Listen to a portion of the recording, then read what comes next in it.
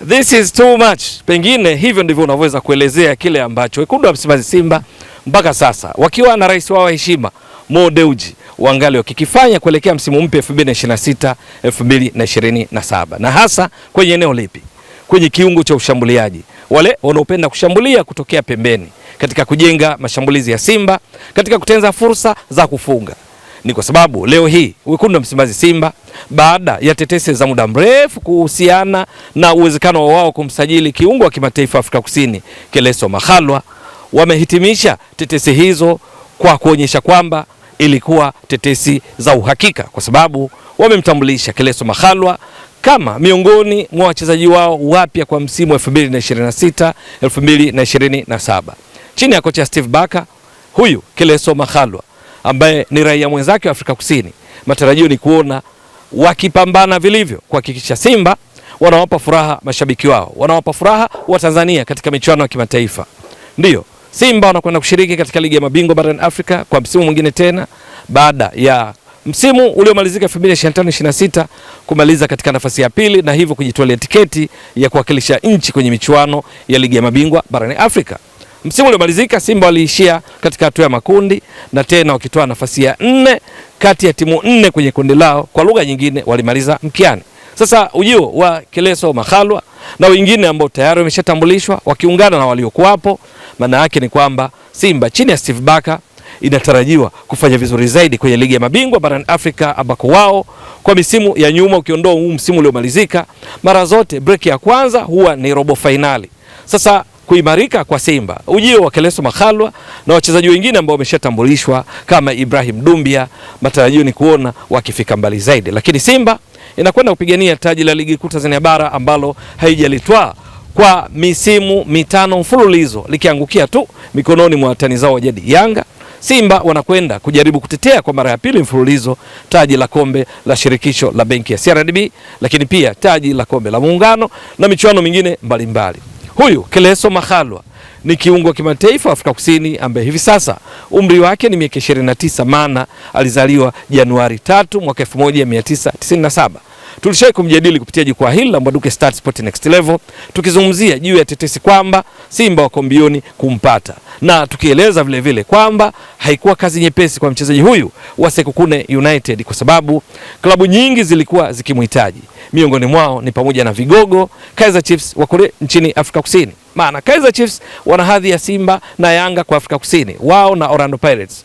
Ilielezwa kwamba walishafanya mawasiliano kuitaka kumsajili, lakini Simba wamedhihirisha msuli wao katika kupata mchezaji wa mtakae baada ya kufanikiwa kumpata Keleso Makhalwa, na sasa ametambulishwa rasmi.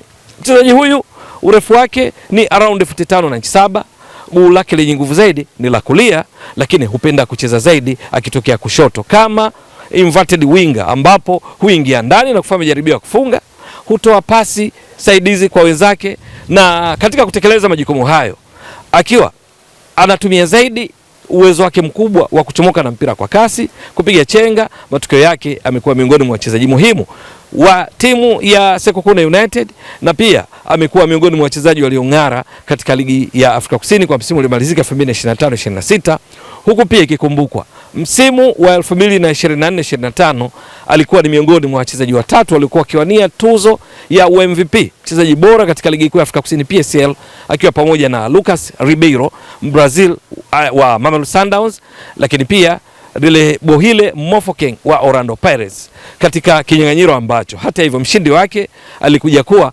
Lucas Ribeiro wa Mamelodi Sundowns.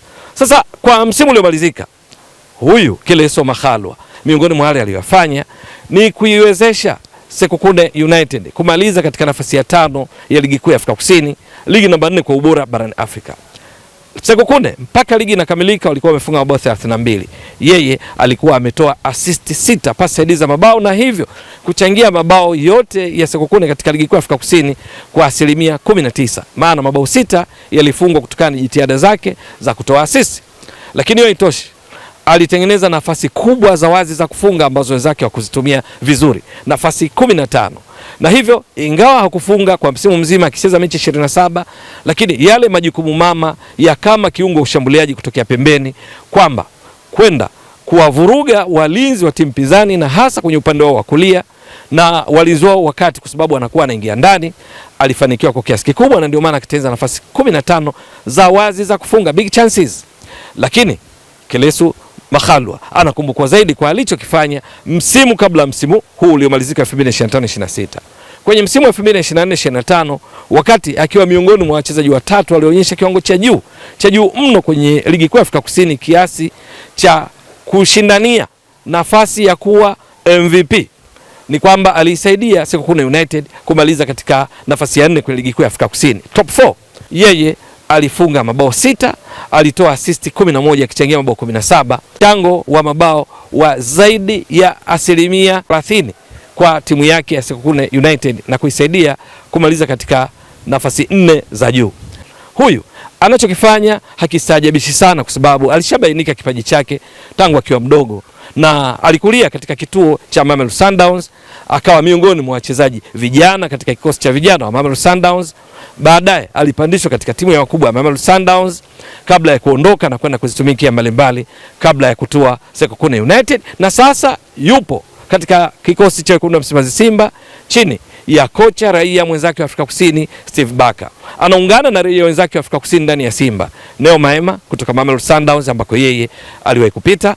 Anaungana na kina Rushaine De Reuck ambaye ametoka Mamelodi Sundowns ambako yeye amewahi kupita. Matarajio ni kuona kasi yake ile, uwezo wake kupiga chenga, kutoa pasi saidizi kwa wenzake ni miongoni mwa yale ambayo Simba atanufaika zaidi kwa msimu ujao 2026-2027.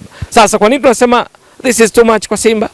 Ni kwamba wamepitiliza uwezo walau kwenye makaratasi katika eneo la kushambulia kutokea pembeni. Kama Keleso Makhalwa anaonyesha ubora wake kwenye eneo hilo, maana yake Simba inakuwa kali zaidi. Wapinzani wake wanapata wakati mgumu zaidi kukabiliana na Simba hii, kwa sababu ni maeneo ambayo viungo wengine wa ushambuliaji kutokea pembeni waliopo wameshathibitisha ubora, halafu anaongezwa huyu Keleso Makhalwa aliyebora pia, na uthibitisho ni juu ya namna ambavyo alikuwa akihitajika na timu nyingi ikiwamo Kaizer Chiefs ya kule nchini kwa Afrika Kusini. Upande wa kushoto ambako yeye ndipo anacheza, akiwa na sifa ya kutumia zaidi guu lake lenye nguvu zaidi la kulia, ndipo anapopatikana Anise Ura, mchezaji wa kimataifa kutoka Ivory Coast aliyesajiliwa na Simba wakati wa dirisha dogo, akasaidia kuifanya Simba iongeze makali zaidi, chenga, kasi, kufunga, kutoa assist. Mbali na Anise Ura ambaye uwezo wake mkubwa ni katika kuvuruga safu ya ulinzi ya timu pinzani kwenye eneo la kiungo cha ushambuliaji kutokea pembeni, ambako ndiko Keleso Makhalwa huwa anafanya vizuri zaidi, kwa maana kushoto, lakini atakulia na kutokea kati. Ni kwamba anapatikana Libase Geye, mchezaji wa kimataifa Senegal aliyesajiliwa na Simba wakati wa dirisha dogo na alionyesha kiwango kizuri sana. Lakini anapatikana Morris Abraham, mchezaji wa kimataifa wa Tanzania ambaye anaweza kucheza vizuri maeneo hayo pia ya pembeni, lakini pia kutokea katikati. Anapatikana Eli Mpanzu Kibisawala, mchezaji ambaye ndiye top assist provider, mchezaji aliyetoa assist nyingi kuliko wachezaji wote katika ligi kuu Tanzania bara msimu uliomalizika 2025-26, akitoa assist 10. Ndipo anapatikana msimu mzima alifunga mabao 8, mawili aliyafunga wakati akiwa Singida Black Stars kabla ya kurejea Simba wakati wa dirisha dogo, klabu ambayo alishitumikia kwa miaka mingi na kupata jina kubwa nchini na mafanikio makubwa hususan kwenye michuano ya kimataifa. Sasa hawa ni baadhi tu ya wachezaji wa Simba katika eneo la kiungo cha ushambuliaji, halafu wanamleta huyu Keleso Makhalwa. Je, wewe mtazamaji wa Mbwaduke Stats Sport Next Level, uone kwamba this is too much? Uone kwamba Simba wameongeza nguvu sana katika eneo hilo? Sasa kinachosubiriwa ni kuona kwa uwanjani nini utakifanya. Maana hapa nimetaja baadhi tu ya wachezaji wa Simba katika eneo hilo la ushambuliaji kutokea pembeni na kati, kwenye eneo la kiungo, eneo la ubunifu.